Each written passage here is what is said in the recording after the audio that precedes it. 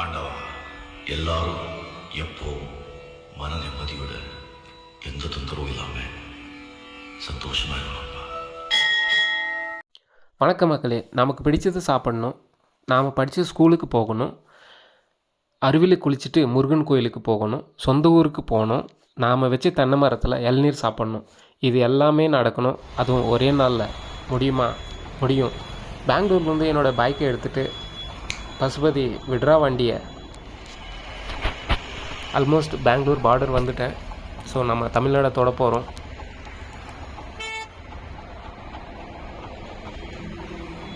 எனக்கு ஒரு 12-13 வயசு இருக்கும். 7வது படிக்கும்போது சம்மர் ஹாலிடேஸில் பானிபூரி கடையில் வேலை செய்யும்போது இந்த கோயிலுக்கு நான் போயிருக்கேன்.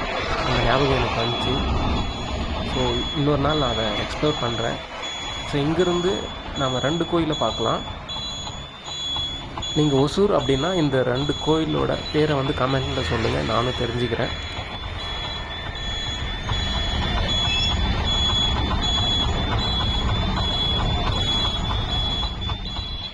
நம்ம வாழ்க்கையில் எத்தனையோ கனவுகளோடு பயணிக்கிறோம். சம்டைம்ஸ் இந்த மாதிரியும் நடக்கலாம். நாங்கள் ஒரு இளநீர் கடையை பார்த்தேன். அந்த செட்டப்பே ரொம்ப அழகாக இருந்தது. என் கண்ணில் பட்டவை இது உங்களுக்காக.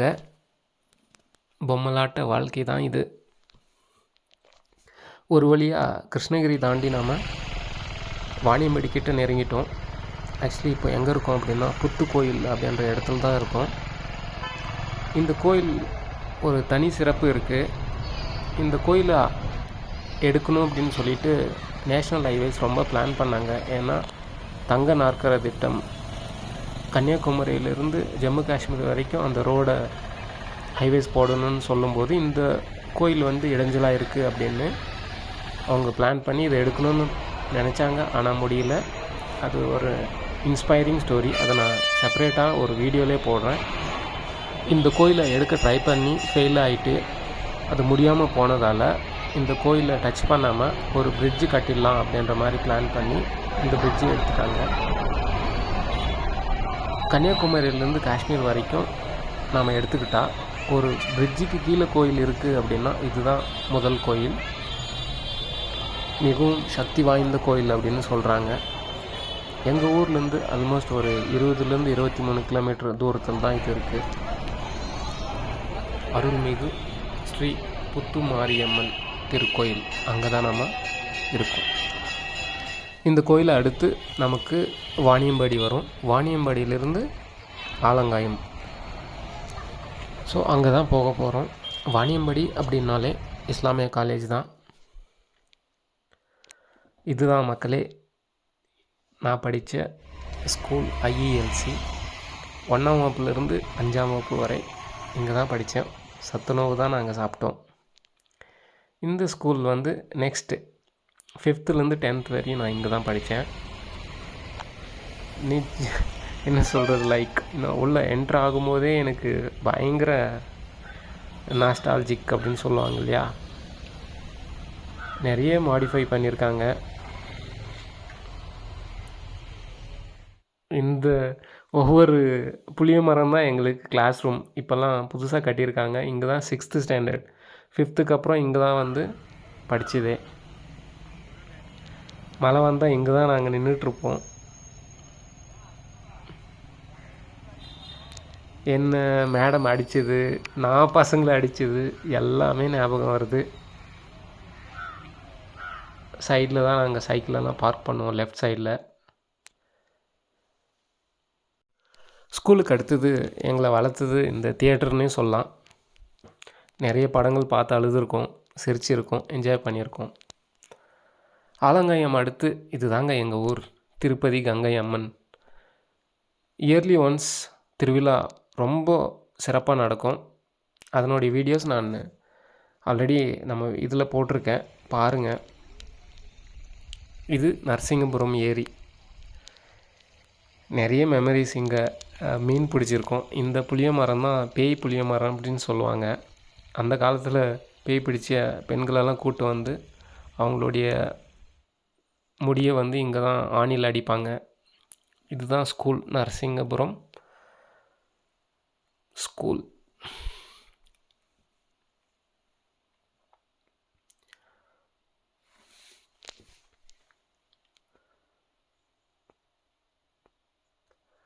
இதுதான் நானும் எங்கள் அண்ணாவும் வச்சு தென்னை மரம் அதனோட இளநீரை சாப்பிட்டுட்டு 1 இல்லை 2 இல்லை 3 இளநீர் சாப்பிட்டேன். இப்போ நீங்கள் பார்க்குறது நான் எல்கேஜி படித்தேன். நான் எல்கேஜி மட்டும்தான் படித்தேன். அதுதான் மிட்டூர் அப்படின்ற கிராமத்தில் இது இருக்குது. இங்கே நான் 10th முடித்ததுக்கப்புறம் +1 +2 இந்த ஸ்கூலில் தான் படித்தேன். ஓரளவுக்கு நான் நினச்ச எல்லாத்தையும் கவர் பண்ணிட்டேன். என்னுடைய ஸ்கூல்ஸ், சொந்த ஊர், வீடு எல்லாத்தையும் கவர் பண்ணிட்டேன். இப்போது நம்ம ஜலகாம்பாறை அருவி, சரி வாங்க போகலாம். ஒரு மரம் வளர்ப்பவன் மனிதன், பல மரங்களை வளர்ப்பவன் மாமனிதன். இங்கே போகிற வழியில் நிறைய பேர் கார், பைக்கெல்லாம் வச்சுட்டு ஃபோட்டோ ஷூட்டெல்லாம் பண்ணிகிட்ருந்தாங்க. ஸோ அதை தாண்டி வந்தால் நம்ம இப்போது இது வனத்துறை கிட்டே இருக்குது. என்ட்ரன்ஸ் ஃபீஸாக பைக்குக்கு 20 ரூபா வாங்குகிறாங்க.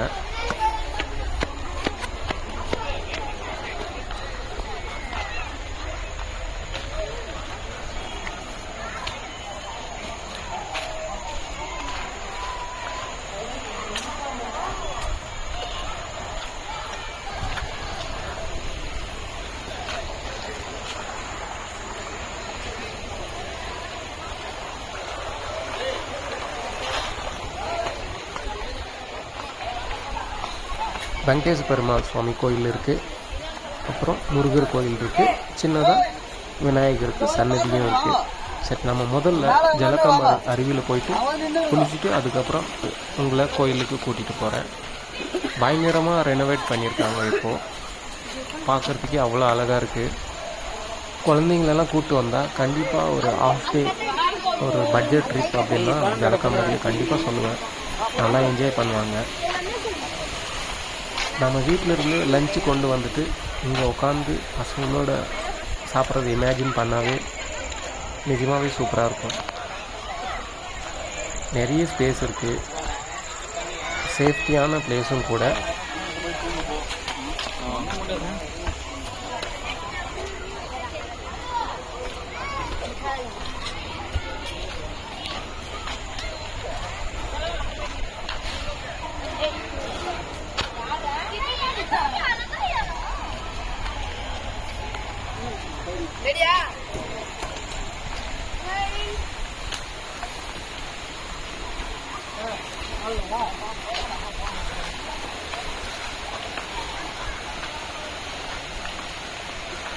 ஏன் இப்போ பிஞ்சிடும் அது?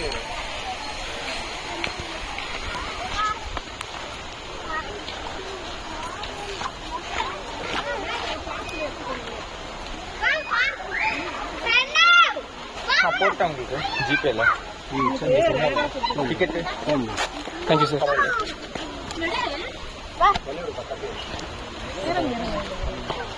ஓ சாரி சார், ஒரே நிமிஷம். தலையெல்லாம் ஈரமா.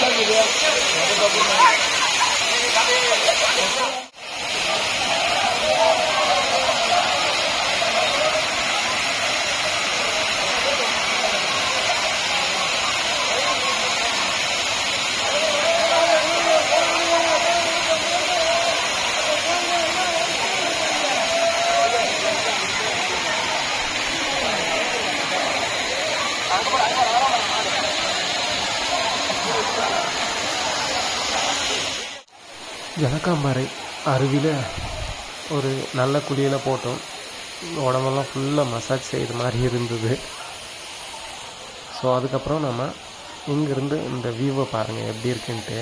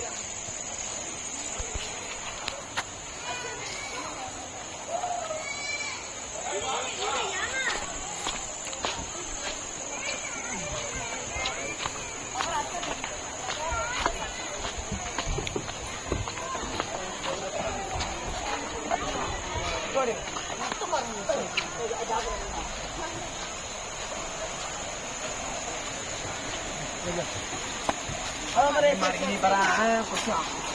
Dari dia gitu. Ini nggak siap.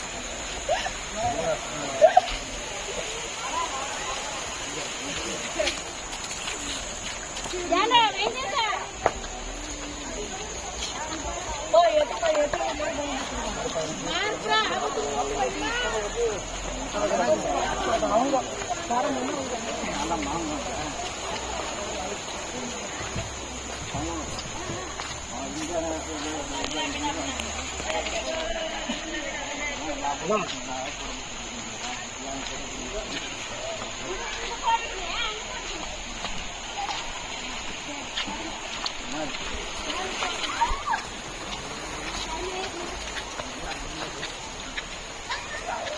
Almost குளிச்சுட்டு நாம் இப்போ கோயிலுக்கு போக போகிறோம். ஜலகாம்பரை முருகன் கோயில். அதுக்கப்புறம் நான் எத்தனை மணிக்கு வீட்டுக்கு போனேன், பெங்களூர் எப்போ ரிட்டர்ன் ஆனேன் அப்படின்றது எல்லாத்தையும் பார்ட் 2ல் பார்க்கலாம். தேங்க்யூ.